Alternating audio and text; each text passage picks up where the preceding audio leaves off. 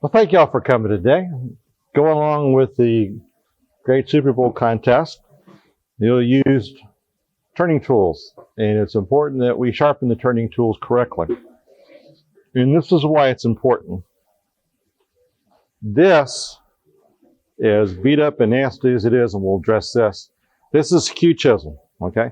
The skew chisels are chisels that have to be razor sharp, and you've got to keep this great big bevel on here. This is what happens, and I'll pass these around, when you don't know how to sharpen a skew chisel. So this is what it's supposed to look like. And this is what it does, then this is what this one looks like. We want to stop that from happening. A lot of times when we don't know what we're doing with sharpening, we lose a bevel that's incredibly important as far as the angle goes. To it so it does good cutting. And there's no better example I can hand than those two right there. It's supposed to have that big bevel, and the second one doesn't have any bevel. So we're going to look at the three main types of tools that people sharpen. And it's going to be a roughing gouge, a scraper, and one of the bowls or chisels type thing. So we're going to hit that. And then we've got you brought in your bowl gouge, so we're going to work with you on that one. What I'm going to show you today is basically two sharpening systems. This is a slow speed grinder system, and it's made of really three parts. One is the grinder. The second part is the grinding wheels that we have on them. And the third part is the jig that we're going to use so we can get consistent, repeatable cuts. The other system, which I happen to love, is this one. This is a Sorby Pro Edge. Sorby sharpens all their tools with belts. These sanding belts are designed to take off steel. They're not designed to take off wood. You can put aluminum oxide belts on this, and they last for one tool. And you take them off, you put a new belt on. This is a ceramic belt. This will last an incredibly long time. So this is in the Tormac price range. So when you see the price of this, you go, ha. But it's really, really good. It's designed for turning tools. And all those little bells and whistles it's got, it's pretty neat. And like I said, I've got one of these in my shop. But then again, I'm crazy about sharpening. So I've got one of these, I've got one of these, and I got one of those. But it's not hard. But I'm going to show you both of these today. I highly recommend this, but at a minimum, you need this. Okay? So, we'll start with this one. And what we want to do when we start with an existing grind, if it's not trashed, then we want to keep that bevel. Okay? And here we have a grinder, the grinder we're going to use. And what I've done is I've taken a black magic marker, I've colored the bevel, I've put it up to the wheel, I've adjusted this platform it's going to rest on a little bit, looked at it, adjusted the platform, turned the wheel a little bit, looked at it, adjusted the platform, turned the wheel, and looked at it, and this is what we're seeing. And we're seeing these little marks in the magic marker, and I'll pass this around. The bottom mark means that the heel's up too high. The top mark means it's down too low. The mark that it's a solid line from top to bottom means it's perfect. We've duplicated the bevel. So those are little tricks we're going to use. The black magic marker, we're going to hold up to the wheel and adjust the platform we're sharpening on until we get that nice bright line straight up and down. Then we're ready to go.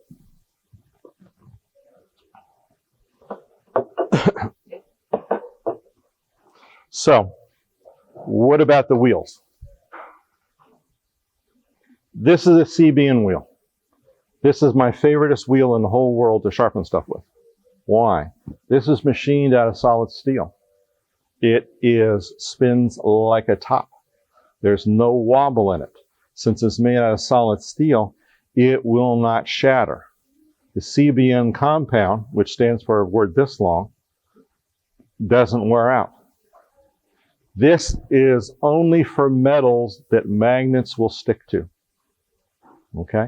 So you don't sharpen aluminum or brass anyway, so you should never bring aluminum or brass to it, but only for metals that magnets stick to, which is just about everything else that we use. So it's really, really good. The blue wheel on the other side is a ceramic wheel. 30% of it is ceramic, which means that that wheel is harder than powdered metals or the cryo metals. If you're using a white wheel or a pink wheel, powdered metal and the cryo metals are harder than the grinder, so you're not going to get a good edge. If you never want to worry about a good edge with a regular grinding wheel, you want the Morton Blue. That's 30% ceramic. However, it's important that that wheel be flat across or have a little bulge in the middle. If it's like this, we won't be able to get a lot of the steel down in there, and we're going to have a lousy edge. This particular one needs to be shaped right now, because when I hold a straight edge to it, what I see is, instead of a flat surface like this, I see kind of a lopsided surface with a little tiny dip in it. Okay? I'm going to show you now the reason why I love the CBN wheel. What we have here is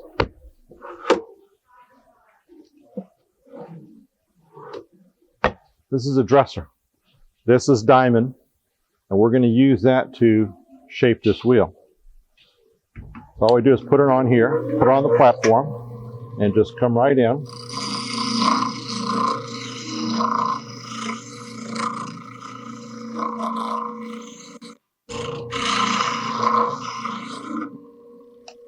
See all that dust? I don't like the dust. But I've got to do, and normally I do this, depending on how often I sharpen, I can do this at least once a week. Sometimes I do it once a month, just depending how much I use it.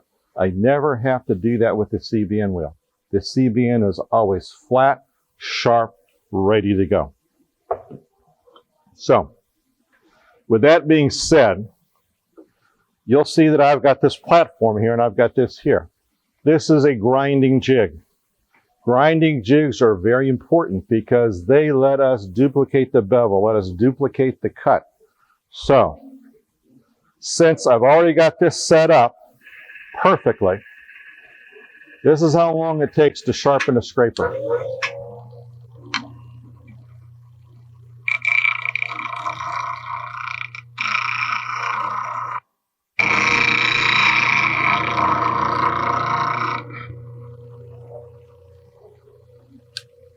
Done.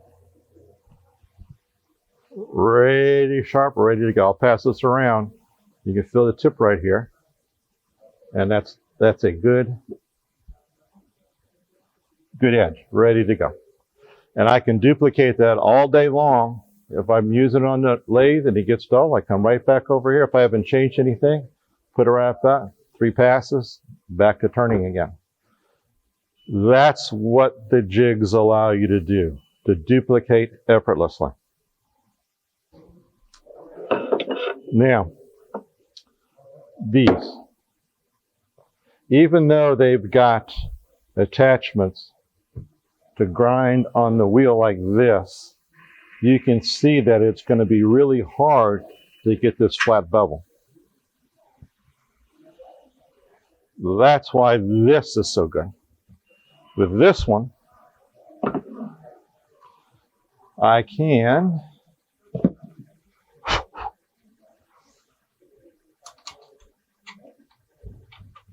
get that 15-degree bevel that I want.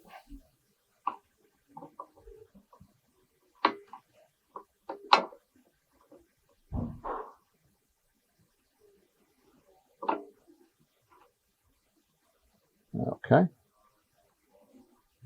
I can also, if I were so inclined, I could move this down and just tighten this stuff and move this wheel. So basically, I'm going to come in here and I'm going to do this to it, okay? Away here. So really, to make this cut, I'm going to move this wheel. This allows me to tighten and loosen, and the one I want is right there.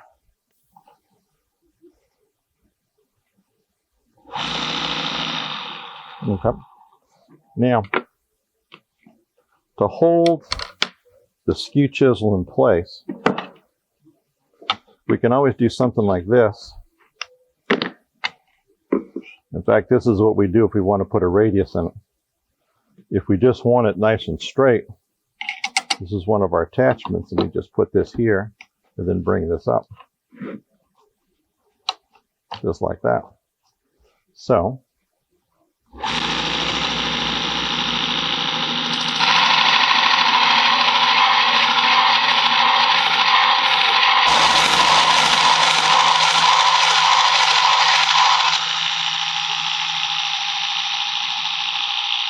do on the other side, just come on this side of the triangle.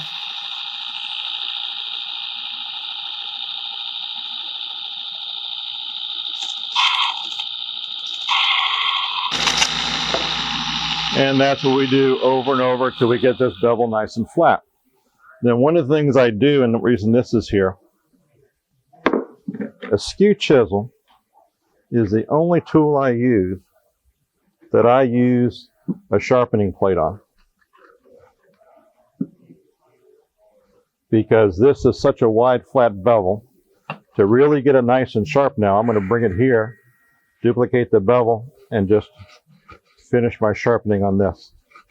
And by doing this, I make it razor sharp. Flip it over, find the bevel.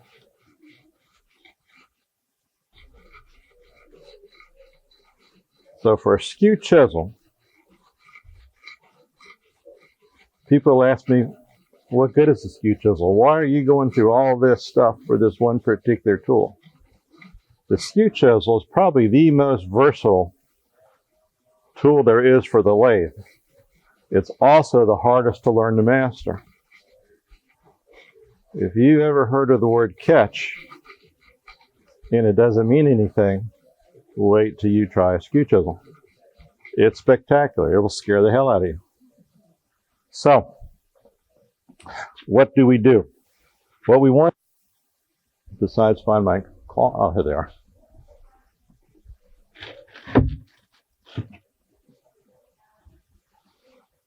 We want this razor sharp. I mean shaving sharp.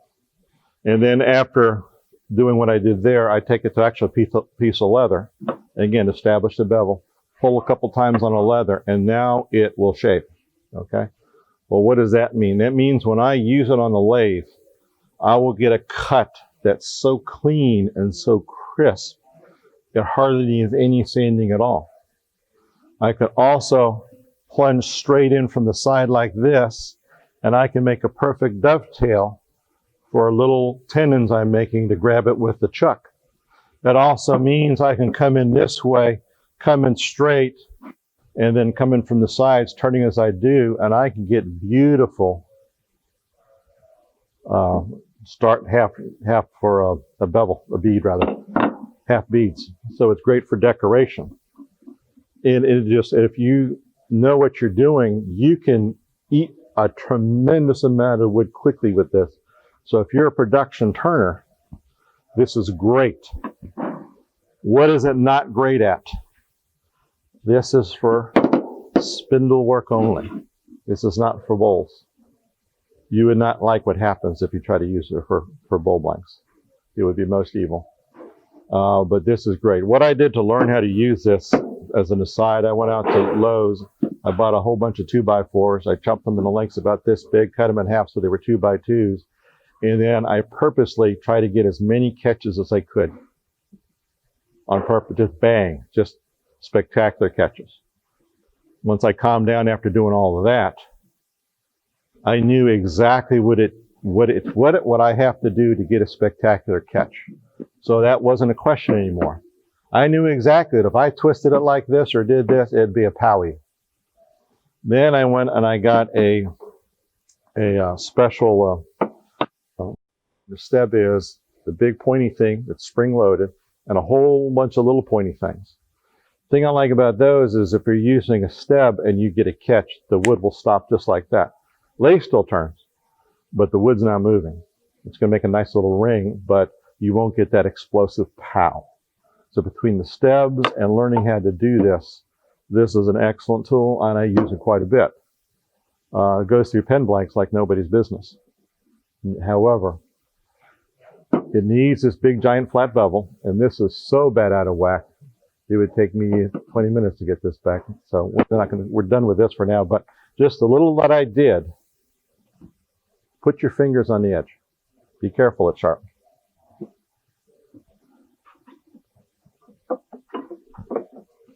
So the only turning tool that we really need specialty stuff on is this skew.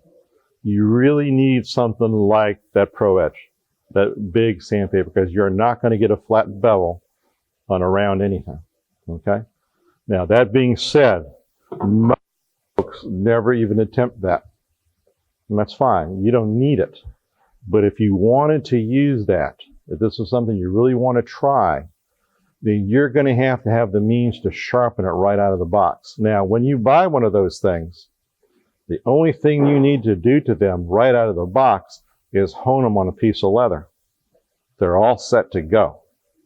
It's when you try to sharpen them on these things that bad things happen, okay? So right out of the box, get you a piece of leather, get you a diamond thing, and fine or extra fine's fine. I'd like fine.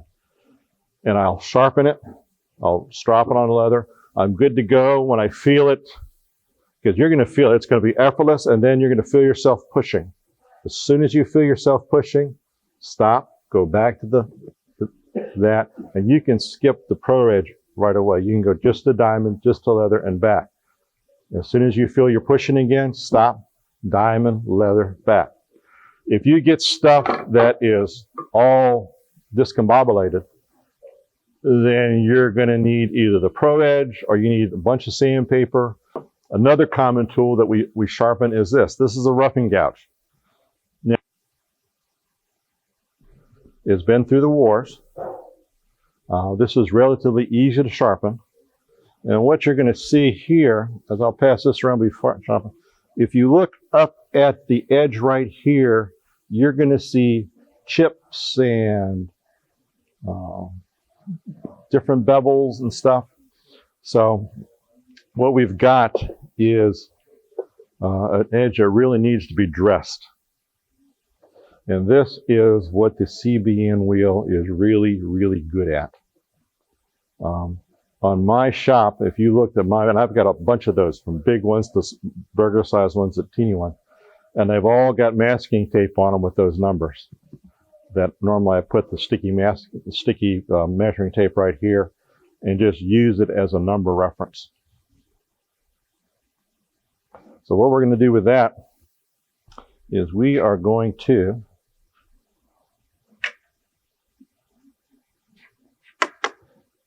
put black magic marker on it. What I've done is there's a company, and I can't remember the fellow's name, but I saw him on the internet, and he makes a platform for the Wolverine. So you take the Wolverine platform out and you put his in there, and he has got a whole bunch of settings in there. So you take out a rod, move it to 90, 85, 80, 75, get the one that you want, put it back in and bring it up, and you're good to go. And that's the one that I've taken the Wolverine out and put. That way I don't have to adjust it. I go exactly, and I duplicate that every time. It is duplicating, not starting from scratch every time, taking something that already exists and going with it. So the first time, unless I'm changing the bevel on purpose, the first time I'm going to do this.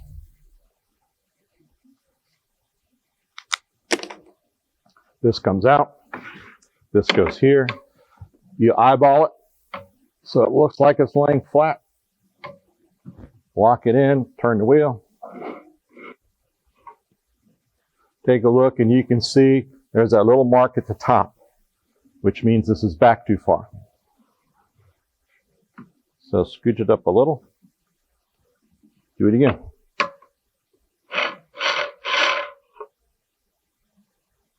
Better.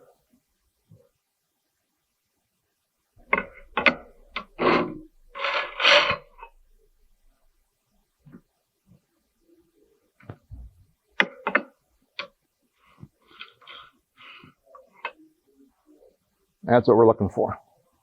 That bright line all the way from the top to the bottom. Once we got that, we're good. Again, we're going to spend more time doing that we just did than actually sharpening it. This is how long it takes to sharpen it once we do that.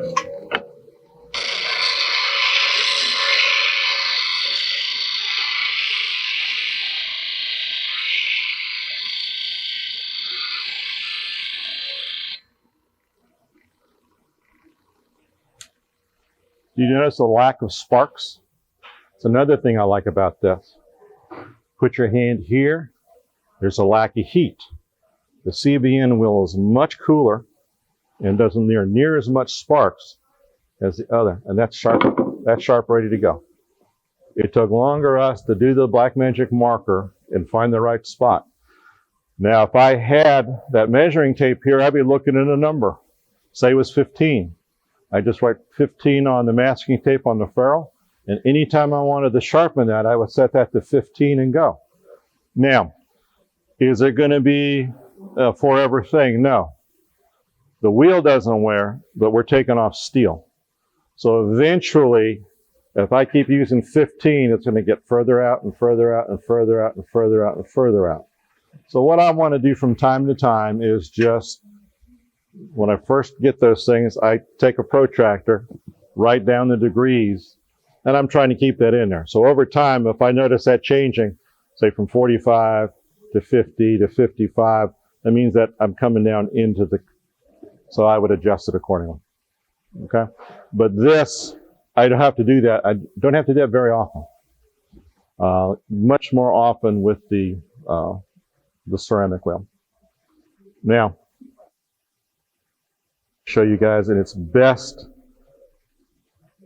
before you leave. Okay? I'm going to turn this on. I want you to stay in here. And if you look at this wheel and look at this wheel, you'll see that there's a little wiggle in this wheel. There's got to be, because they cast it. That's a slurry. They pour into a round thing with something in the middle. It hardens. They take it out. They slap a label on it, and they ship it. Okay? This is machined. This is like $35. This is like $120.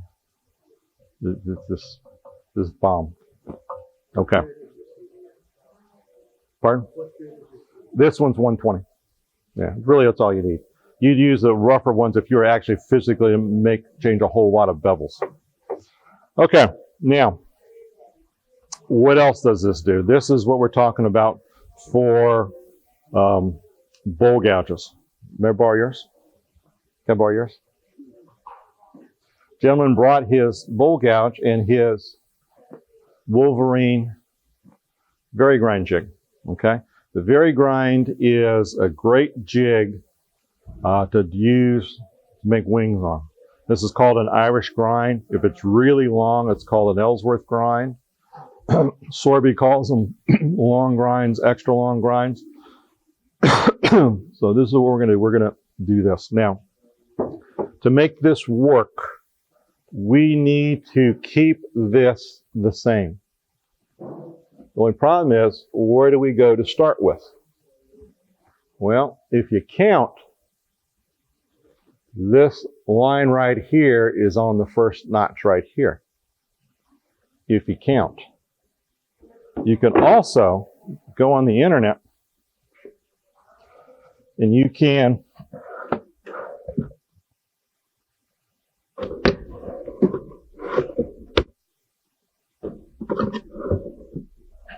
download these.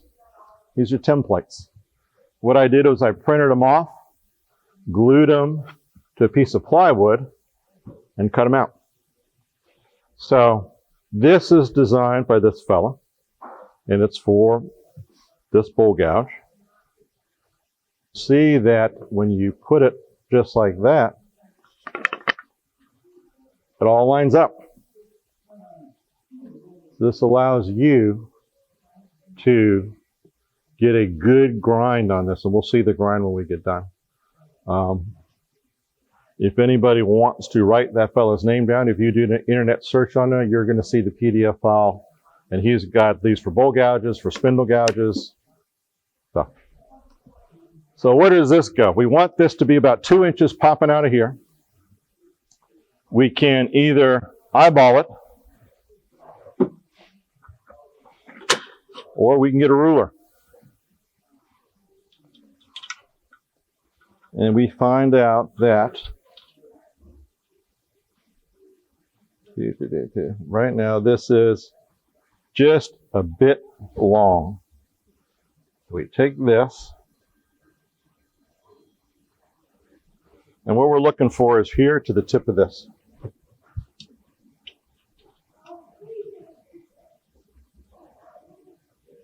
And that's about right. So once I'm happy with it, in my shop, I've got a block of wood right here that's 2 inches from the end. So all I do is just bring it up here, touch it, lock it in, and I'm duplicating this. Remember, for this to work, this can't change, this distance can't change. So,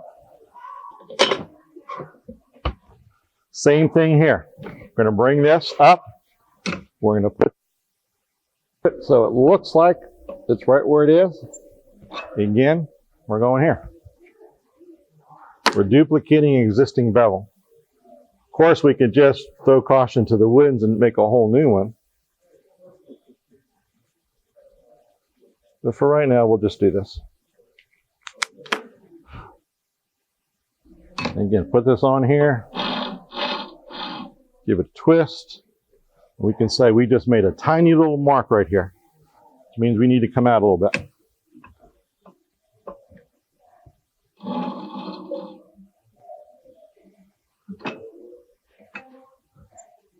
And this bevel is really, really bad. So we're going to go with that. Okay. So this one, we're going to divide this basically line right down the middle. We're going to work on this side first. Then we're going to work on this side. And then we're going to do one last thing all the way around. We don't want to keep going back and forth because we will flatten this.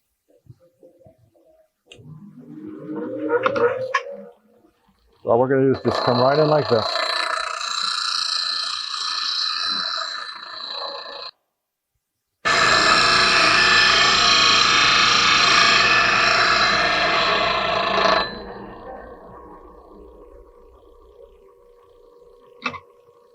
Now what I'm looking at, you can see, you see 3 or 4 bevels there?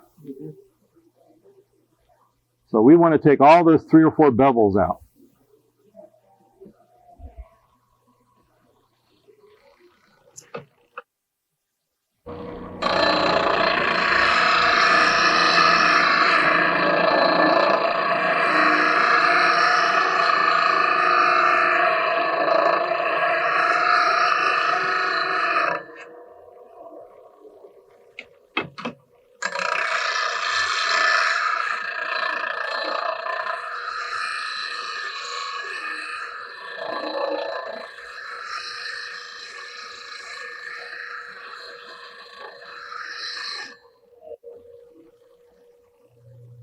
Now you can see we still got a little bit more to go, but it's much, much better than it was.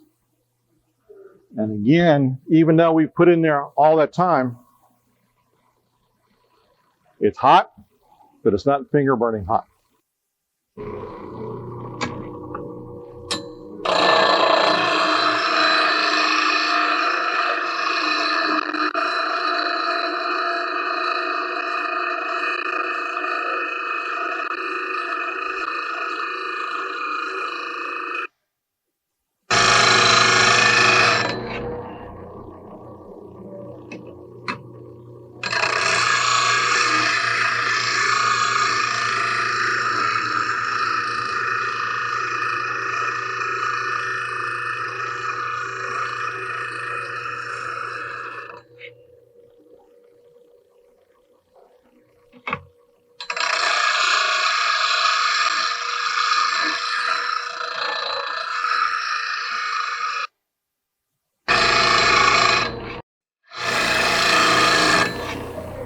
Okay, what am I looking at now? This side's done, okay?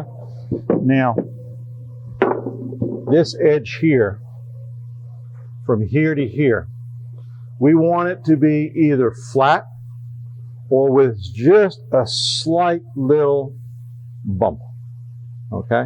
We don't want a huge bump, just a very slight little bump. And we want the same on the other side. So this side is all done. From the tip to here, we're finished with this. Now to come back on this side,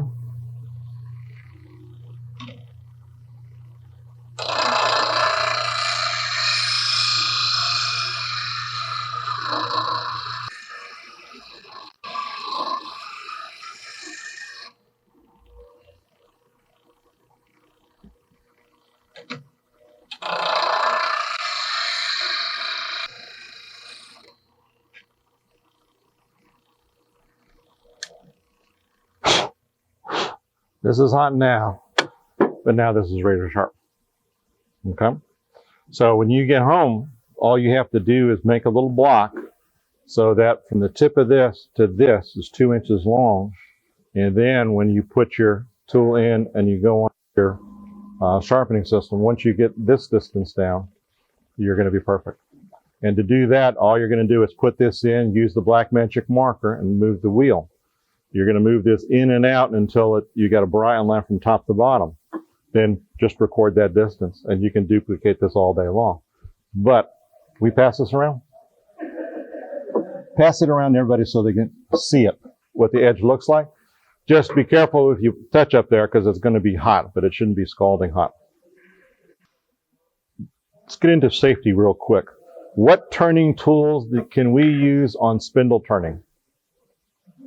We can use every turning tool there is on spindle turning. Okay, every one.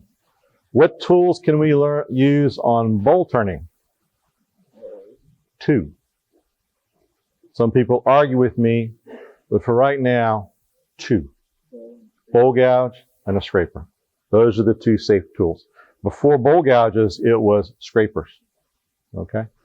And with scrapers, you want them really, really thick. But they will do an excellent, excellent job with bowls. So please don't use this one. This will hurt you. This is designed for bowls. You see how thick that steel is right here at the furrow? This is designed for spindles. You see how thin that steel is right here? It's very common for people use this with bowl blanks. This will catch and this will pop. This will break. And then if that's going 1750 RPMs this way, this leaves this at 1750 that way. It's not good. These things flying around the shop is not good for you, especially if you stand like this. So this is never, never, never, never, never for bowls. Okay? So that being said, we want to sharpen this dainty little thing. Same thing. We're not going to change a thing. Well, we'll change something. Let's do it on this one. So one of the reasons I like Tormax is Tormax to me, oh, by the way, this is what you'd use on this for the roughing gouge. It just sits in here and you just turn it. This is what you'd use for anything that's got a straight edge that you want to be absolutely straight. So anyway, to do what we're going to do now, we need to take this off completely. So they make a jig. Well, actually, they don't make it. They went to Tormac and had Tormac make it for them. You've seen this in the Tormax ones. So same things apply to Tormac that apply to this. They also have this. This is the standard bowl gouge accessory. And this only fits one way. That won't fit, so that means it goes like this. And this is going to drop in here like this. And then we're going to use it to sharpen. We're going to use it for the spindle. But this will do the fingernail grind. This jewel This is for, okay, here's where it goes in. This is for the regular grind fingernail gouge. This is for the long grind fingernail gouge. This is for the extra, extra, extra long grind fingernail gouge. The only thing you're doing is just moving this out and away, and you'll get a longer grind. Ellsworth is right in this area. This is just insane. However, if you want to try it, go ahead, because your fingernails are going to be about that long. So we will put, let's put you back.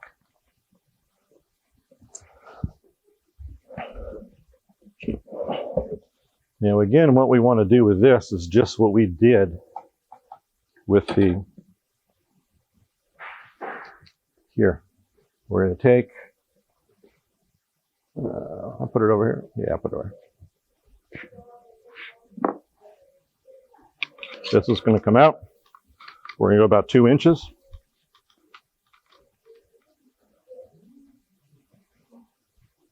Which is about this far.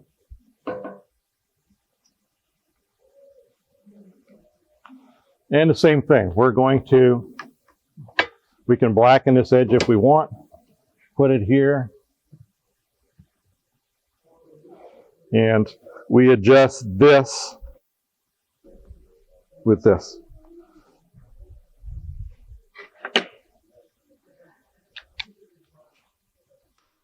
And you want to duplicate an Ellsworth grind.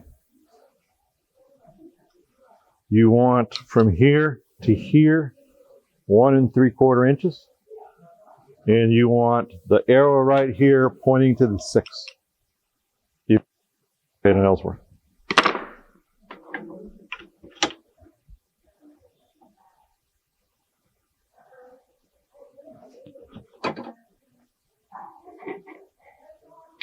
Now on a spindle gouge, there's 2 types of spindle gouges.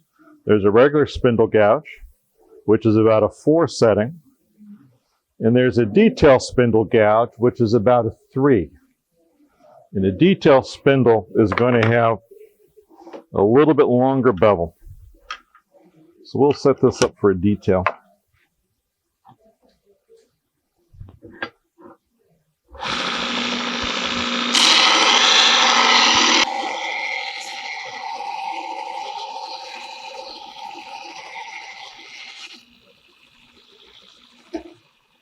Now, how much do we do? What we want to do is we want to make sure our bevel is good under the edge. If it's not quite beveled here and not quite beveled there, I really don't care about it at this time. What I've got now is perfect to turn with. Now, the next time I sharpen this using these same settings, these little 2 things on the side are going to eventually disappear, okay? So that's what we want it to look like for the spindle. Again, you saw how fast that was. And we can duplicate this all day long because we've got the setting locked in, we've got the distance out locked in, and as far as this goes, we're done. And we can come back again and again and again and again and repeat that. So it works out very well. So the next question is, what's that little thing on the bottom, in the middle for? That little stop collar. Well, depending on the tool, how long the handle is and whether it can go around or how we want to adjust, we could either poke it out further from the front or bring it in, or take that stop collar and move. We do that, since it's this way, we bring it a little closer, a little further away up on here. So when we bring the stop collar in, it'll go a little further this way. If we move the stop collar away, it'll take it further out and we'll catch it up here. So those are just ways to get you to touch the sandpaper without doing crazy things. But once you find out, once you've got everything set, you really don't have to touch that again. And it's easy to duplicate. And you saw how the ceramic belt, you saw how fast that, man, that just eats the stuff up. Okay, so for a bowl gouge, this should be anywhere from 55 to 65 degrees. So 65, 55, anywhere for that. Where it makes a big difference is when you're at the bottom of the bowl, you're working on the sides, and now you're transitioning to the bottom here, okay? If you've got a 55, you're going to make a much bigger turn. If you've got a 60 or 65, it's flatter, so you can make a much shallower turn. So you can get, it's important to you to have just a line like that going from sides to the bottom. You'd want a 55. If you want to come down here and have a stop and then go this way, you want a 65. So that is really determined shaping in those little hard to reach areas. As far as out here, doesn't make a tinker's down.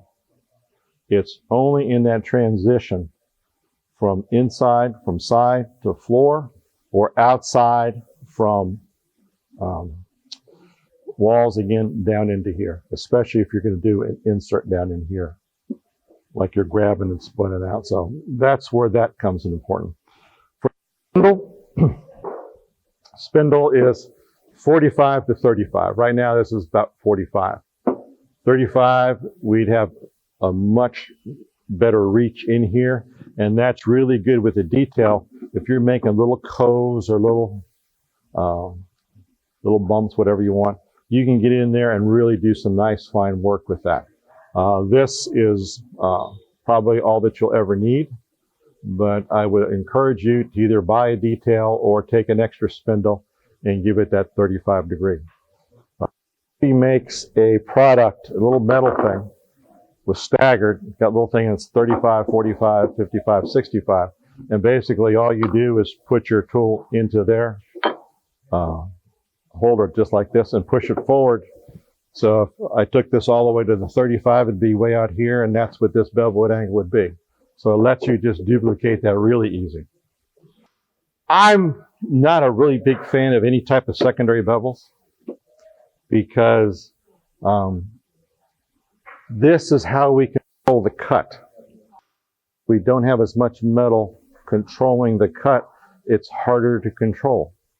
And all you need is one little and a good catch. And if you're doing a thin wall with a nice transition, you get a catch, you know, take out another cigar and start again. So I've never needed it. I've never noticed, gee, I wish I had, something. Now, if I was using a big, huge honking bowl gouge like this and I want to reach in there, maybe, but again, that's not a lot of steel there. We're riding that. Anything we can do to make more metal to ride on, the easier our job is going to be. But normally, spindles 35, 45, bowls 55 to 65. Does that mean you can't make one for 70? No, it doesn't. Just that, have fun. A lot of these turners, like the Ellsworth grind and this guy's grind and this other person's, they've taken these different tools and they've gone wild. They put all kinds of bevels, all kinds of angles, all kinds of rakes, tried them out. Most of the time you're going to go, not so much. But sometimes you're going to go, hey, that's pretty neat. So, we get a lot of questions about this. Can you sharpen carbide turning tools? And I'll just use this here. Whoop. This is a piece of carbide. Now, obviously, this is sharp because I just pulled out of a package. But pretend this has been on your turning cutter and you've turned it around and this has been used and abused.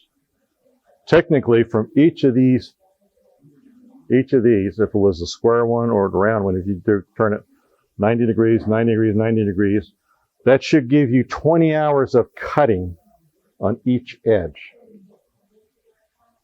So that's 80 hours of cutting on this. That's significant for this. Now, if you're using teak, throw that out the window.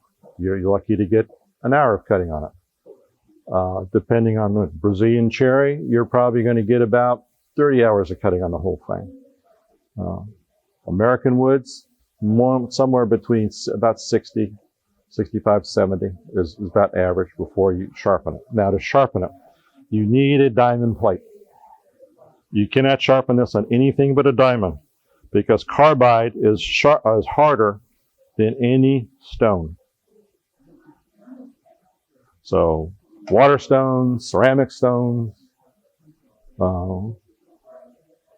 this is harder. Diamond is not. So we only use diamond. Now this is really hard, so watch. This is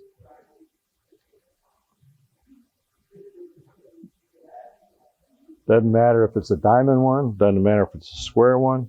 Now there's a negative rake that we really can't do this to because they put a bevel on the edge. They've actually got 2 bevels on that one. But this is all we need to do. And we just keep sharpening and sharpening. As we look, we're going to see bits of carbide be pulled off as the water gets darker and darker.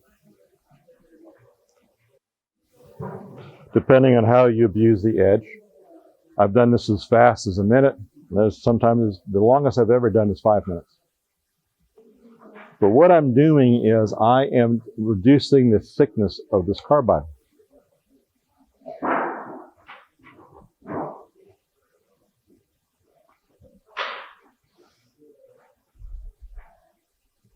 Now this Rikon is kind of unique, and one of the reasons I picked it because none of the others look like this. Most of the others have a little printing on this. You know, so you can see one side, 1, 2, 3, 4. Well, 20 seconds on that and that's gone. This one's got a dot that's in the carbide, okay? This way you always have a reference for the top, and the more you sharpen this, that's still going to be there. What do you think would happen when you sharpen it enough that the dot disappears? Throw it away. Buy a new one with a brand new dot and off you go again, okay? But we'll pass this around and you can see the scrapes from the diamond on this. But that's all you need to do to sharpen a carbide tool. You need a little bit of water, you need a diamond plate, a little patience, and do that. But every time you do that, you're making it thinner. Now, you're not making it thinner by a whole heck of a lot, thinner. Eventually, especially if you got those little pointy, really sharp things, that's going to snap.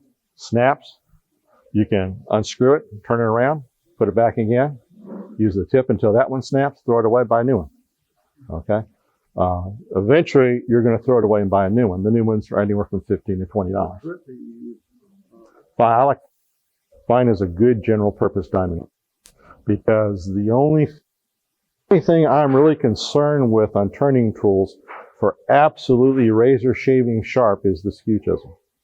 And I'm going to get that by stropping on. So all I need to do for the diamond, for anything I want, is the fine. The fine is perfect.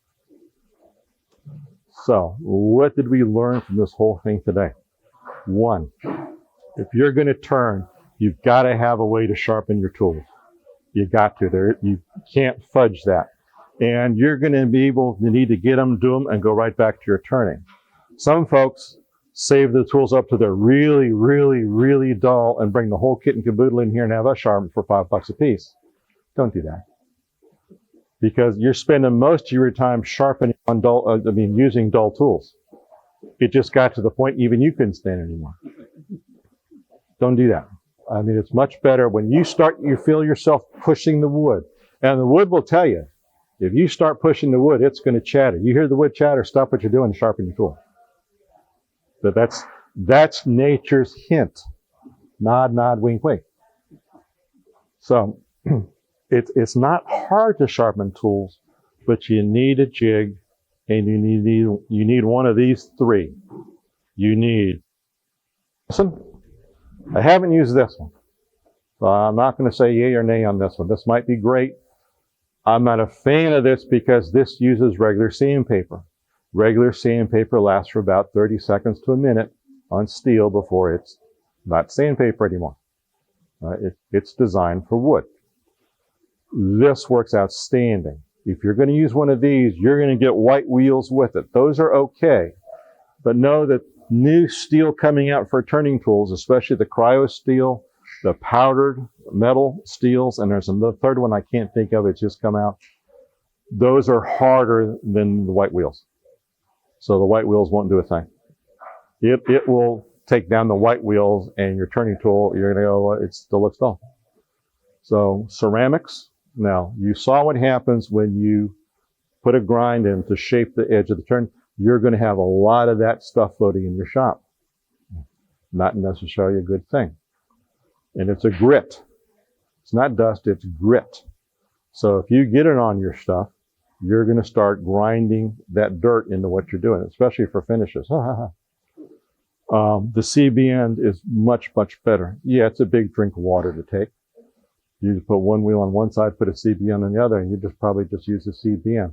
Eventually, you're going to get where you have like an 80 grit CBN on one side and a 120 on the other.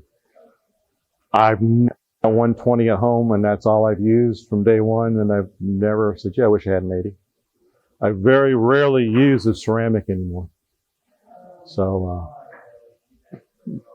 the only time I can think I would use it if I had a whole bunch of turning tools, I really wanted the shot. It was time just to do a whole new grind and just start fresh.